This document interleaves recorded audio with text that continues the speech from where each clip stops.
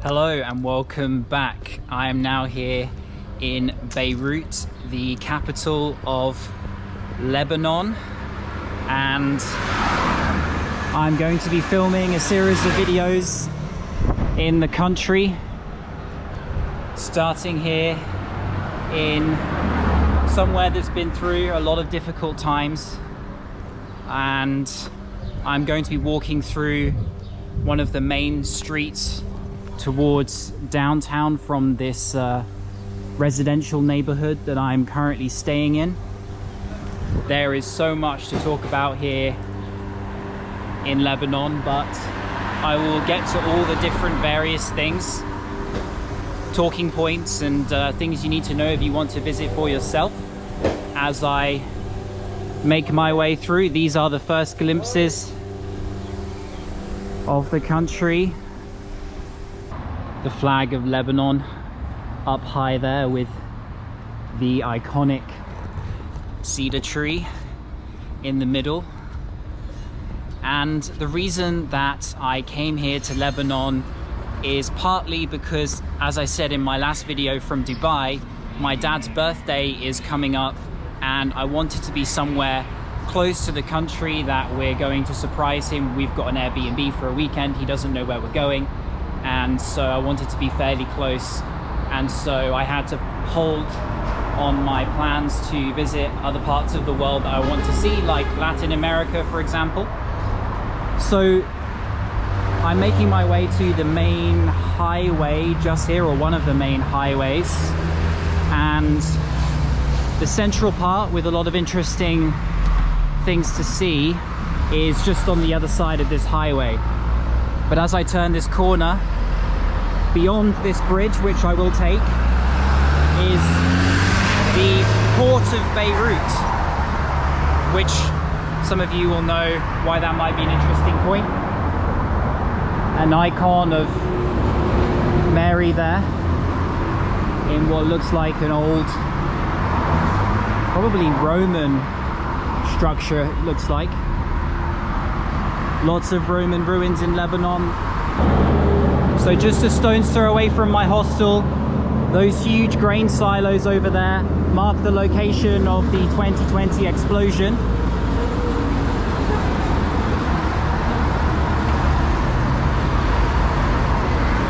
And here is a monument made of scrap pieces of metal from the explosion itself. I have to be careful filming here because there's still an investigation ongoing, actually, but my hostel is literally right there, so it is still a very sensitive place. You can see many of the buildings on this side of the highway have been wiped out. A lot of them still don't have their windows back.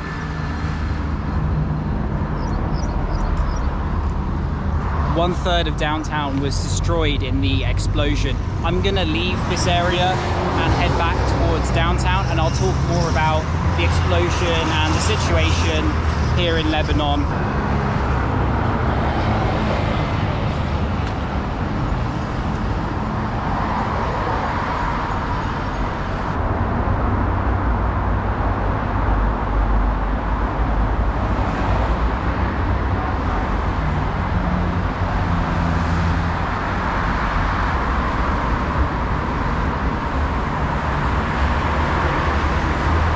So now on the other side of the highway, and the explosion caused more than 15 billion US dollars in damage and left, I think, over 300,000 people homeless. And it already compounded issues from the 2019 protests. Here in French this says Beirut, mia foi morte, mia foi revécu. I think that means something like Beirut dead 1,000 times, 1,000 times relived. Let's carry on towards some other parts of the city, which you'll see are quite nice.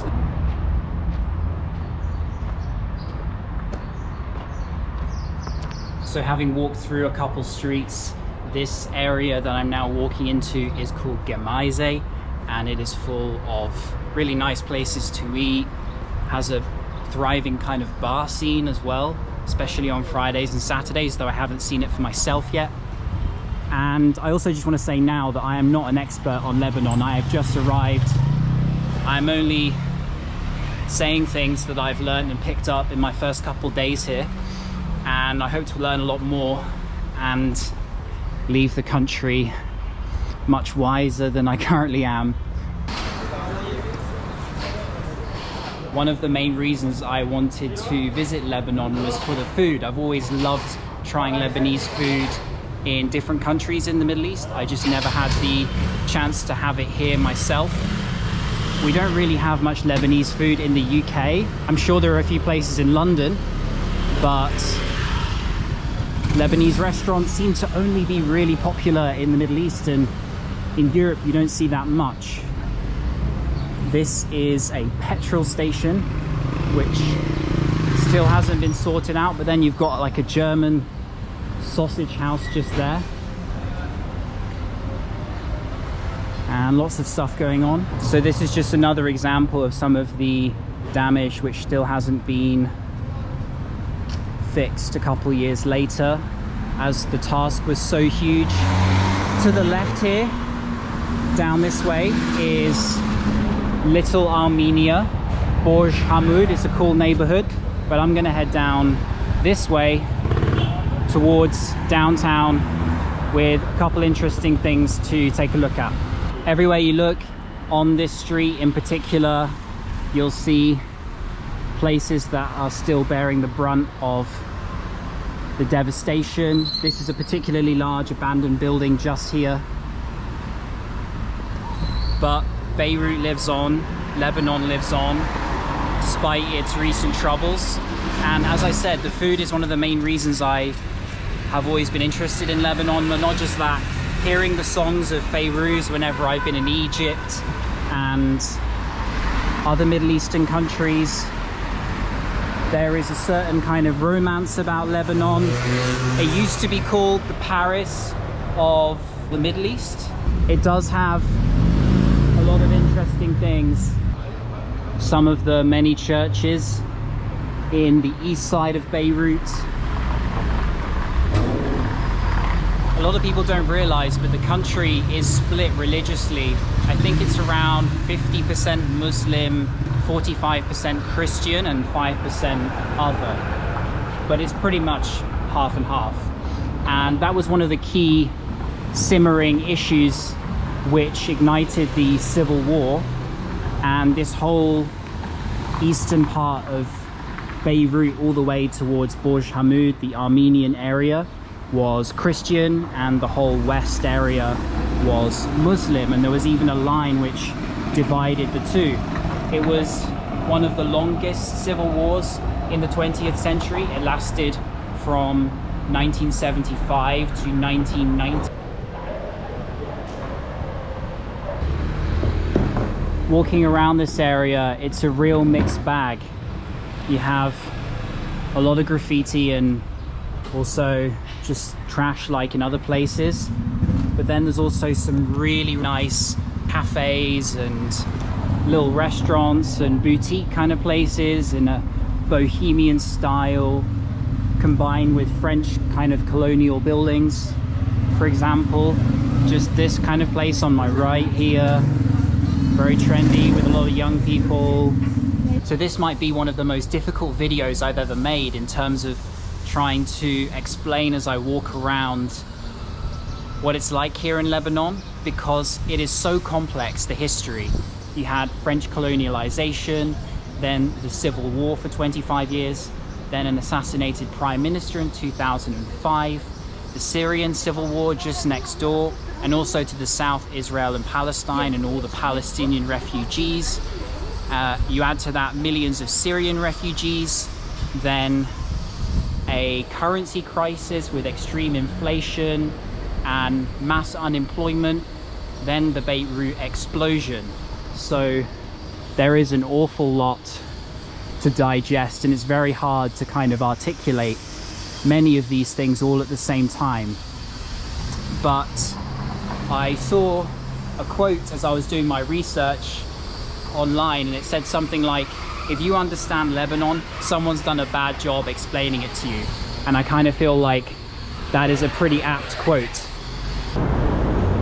Here you can see portraits of many of the victims who were killed in the explosion on the wall here. I believe it's 218, but correct me if I have the number wrong, the number of fatalities from the explosion. And this square up ahead by the mosque is, like I said, where many of the protests happened in 2019, so I will be very careful, as I'm assuming it's a bit like Tahrir Square in Cairo or in Baghdad, where it's full of security. People of every age, religion, background, all happen to be at the wrong place at the wrong time. But this is a really moving and nice touch to see the illustrations of each deceased person, which wraps right round the corner. So I'm told this once used to be a really thriving part of downtown, and lots of designer shops here too. This right here is the main square with the mosque behind it. A lot of these shops had their windows smashed during the 2019 protests.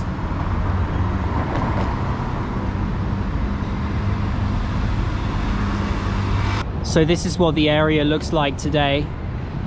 It's very quiet and eerie, to be honest. It was filled with protesters, of course, this square. Now there's just like a makeshift tea place out the back of a guy's car, and just kind of all the stains of the graffiti and events that took place here. The mosque is only open during prayer time, so I won't be able to go in right now.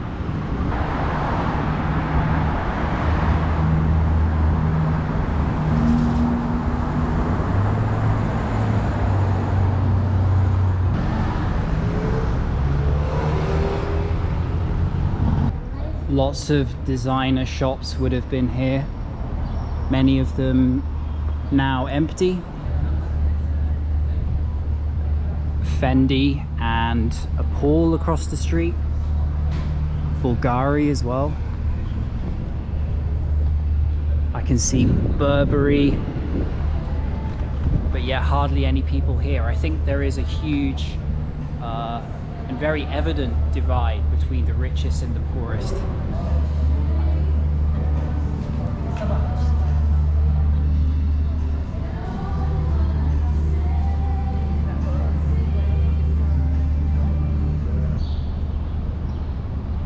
Very empty and quite eerie. Now, I know I mentioned earlier that there is a currency crisis here in Lebanon. Maybe you've heard about it on the news. And I'm not going to dive too deeply into the subject in this video. I will wait until I leave the country to post my video on talking about what the money situation is like here. But one thing I will say is that you shouldn't come to Lebanon without doing a research about the money situation.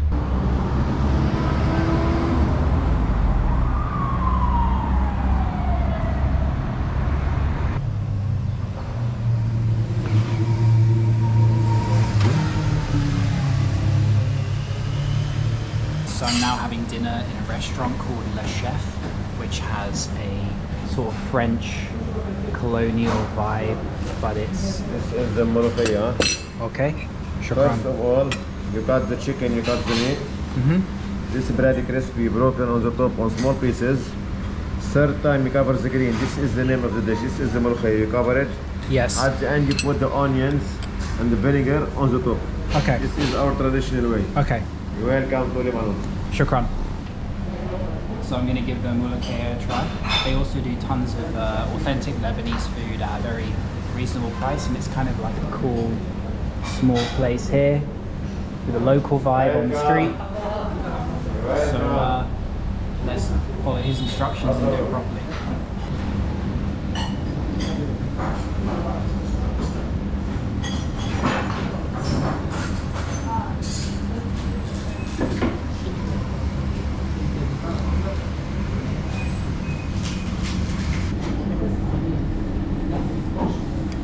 So my verdict is that the mulakaya is really good. I am devouring it. The chicken is so tender. And then here you have that tabbouleh, which is parsley with tomatoes and then lemon juice and olive oil squeezed over the top as well. So I'm not sure how well you can see me here. I'm walking back down the same street that I walked up earlier. It is extremely dark, as you may know, because here in Beirut, and I'm not sure if it's across Lebanon or not, there is also an electricity shortage connected with the currency crisis. There are some street lights that are on, such as that one over there, but not all, and they have to ration out the power between different neighborhoods at different hours of the day. So some people don't have any electricity for many hours of the day at the moment. For example, this is a traffic light right here and it's off. Almost all of them in the city are off. Vast majority of the time when you walk around the city, the only lights that you see are of private institutions like restaurants and bars, and those people that are fortunate enough to own a generator to keep their power going. It's a little early, it's only around 8 p.m. and so most of the places are pretty quiet. Look at all these cats here coming for their daily food. I think I scared them for a second there. Yeah, you can see there's tons of bars. This one's starting to get a little bit busy. And that's one really cool aspect of Beirut. It has one of the best you could say nightlife scenes in all of the Middle East. The name of the street is Mar Michel, if you want to know where I am right now. Heading back to my hostel, and I'm approaching that same highway that I showed at the beginning of this video, and you will already see here that there are absolutely no lights apart from the headlights of the cars on the main highway. It's absolutely insane. And to my right here, as I'm turning the camera, that is the bridge that I crossed earlier. Although you can't make it out on the GoPro as I look on the screen as I'm filming. Here are the cars coming across. I'll show the bridge as they light it up. You can barely see it. So I'm pretty much using these headlights to see where I'm going because it's so dark.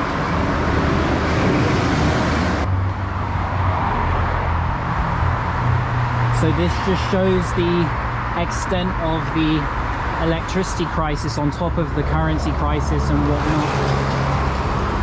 That even the highways do not have any lights to show them the way. This is what you would imagine it would look like if there was a power cut in an extreme situation. But this is every single day here in Beirut and across Lebanon. People only have a few hours of electricity to charge their phones, use the Wi-Fi, and do anything electrical. Microwave food, refrigerators. Unless you have a generator, it's a tough life here. Here you can see a small shop which has light, selling various things. Hi, salam alaikum. Huh? Maraiga. No Arabic. I don't speak Arabic. Syria. Oh, you are from Syria. Which city? Damascus? Derizo. Okay, okay. Cool. Yeah. Galabia, yes, Galabia. Yeah. Nice. Nice to meet you. Bye-bye. Bye. So those guys from Syria at the only light on the street in the small supermarket, really friendly guys. and just goes to show that this isn't just one set of people, it's almost everybody is so friendly here. I've found in the first few days, and I'm not just saying that for the sake of this video, I really mean it. People are really upbeat and positive. I think they've had so much thrown at them during the last few years that they're almost kind of comical about the situation, and things can only really get better from here. I feel like that's how people are, but tell me in the comments if you're Lebanese and what the feeling is here at the moment, because I think tensions reached their height in 2019 and 2020, and then that bubble kind of burst, and then slowly things have just sort of continued, but maybe even got just slightly better since then. As I do a 360 of the street where I'm staying on here, there is almost no light apart from the glowing one of my hostel colony, which you can find if you search for it. And using this light, I'm gonna end things here. So thank you for watching. Much more coming from Lebanon in greater detail with different locations and people and experiences. And I can't wait to get underneath the skin of this country. See you then.